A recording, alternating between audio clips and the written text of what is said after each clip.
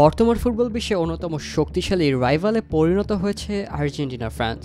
সবশেষ 2022 বিশ্বকাপের ফাইনালে এই দুই দলের দেখা হয়েছিল। সে ম্যাচে ফ্রান্সকে টাই ব্রেকারে হারিয়ে 36 বছরের শিরোপা খরা কাটায় আর্জেন্টিনা।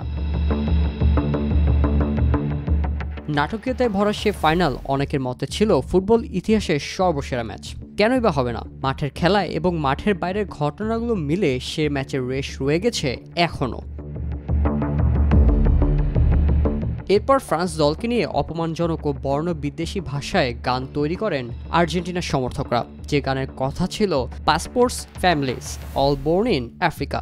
এই গানে কিলিয়ান এমবাপ্পেকে নিয়ে কুরুচিপূর্ণ শব্দ ব্যবহারের পাশাপাশি ফ্রান্সের আফ্রিকান ফুটবলারদেরকে নিয়ে বিদ্রূপ করা হয়, ফলে দুই দেশের সম্পর্কের অবনতি হয়। এর নিন্দা জানিয়ে আর্জেন্টিনা ফুটবল অ্যাসোসিয়েশনকে চিঠি পাঠিয়েছিল ফ্রেঞ্চ ফুটবল ফেডারেশন। ফ্রান্সের ক্রীড়ামন্ত্রীও মার্টিনেজের প্রতি ক্ষোভ প্রকাশ করেছেন। 2024 কোপা আমেরিকার ফাইনালে কলম্বিয়াকে হারিয়ে টানা দ্বিতীয়বারের মতো শিরোপা জিতে উচ্ছ্বাসে মাতেন আর্জেন্টিনা দলের সব ফুটবলার। সামাজিক যোগাযোগ মাধ্যমে আপলোড করা এনজো ফার্নান্দেজের একটি ভিডিওতে দেখা যায় কোপা আমেরিকা জয়ের পর ফ্রান্স দলকে নিয়ে আর্জেন্টিনা দলের খেলোয়াড়রা বর্ণবিদ্বেষীমূলক ভাষায় গান গাইছেন।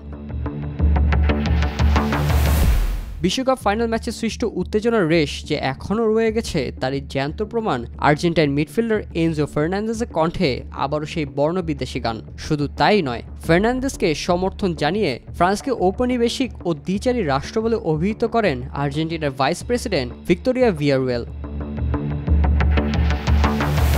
অন্যদিকে নিজ দেশে বিশ্বকাপ ট্রফি উদযাপনের সময় এমি মার্টিনেজের একটি ছবি সামাজিক যোগাযোগ মাধ্যমে ভাইরাল হয়, যেখানে দেখা যায় কিলিয়ান এমবাপ্পের একটি পুতুলকে কোলে নিয়ে আছেন মার্টিনেজ।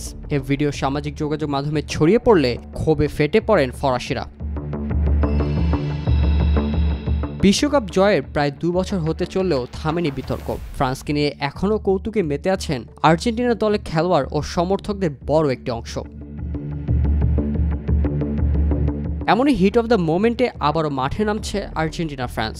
আগামী 3 অগস্ট বাংলাদেশ সময় রাত 1টায় প্যারিস অলিম্পিকের কোয়ার্টার ফাইনালে নিজেদের ঘরের মাঠে মেসির উত্তরসূরিদের মুখোমুখি হচ্ছে ফ্রান্স।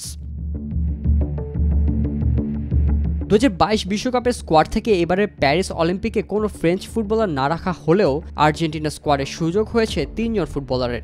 এর মধ্যে আছেন হুলিয়ান আলভারেজ, থিয়াগো আলমাদা ও নিকোলাস ওতামেন্দি। তাদের মধ্যে আলভারেজ ও ওতামেন্দি প্রায় সব ম্যাচ খেললেও থিয়াগো আলমাদা সুযোগ পাননি বিশ্বকাপের কোনো ম্যাচে। 2022 ফিফা বিশ্বকাপের পর বিতর্কিত কর্মকাণ্ড নিয়ে এরই মধ্যে ফ্রান্স সরকারের কাছে ক্ষমাও চেয়েছেন আর্জেন্টিনা সরকার, কিন্তু ক্ষোভের আগুন তো এত সহজে নেভে না। যাদের সঙ্গে এত বিবাদ, এবার তাদেরকে ঘরের মাঠে বাগে পেয়েছে ফরাসিরা। যেহেতু দুই দেশের সম্পর্কে অবনতি ফুটবল থেকেই, তাই ফ্রান্সের জবাব দেওয়ার মোক্ষম সময়ও এটি।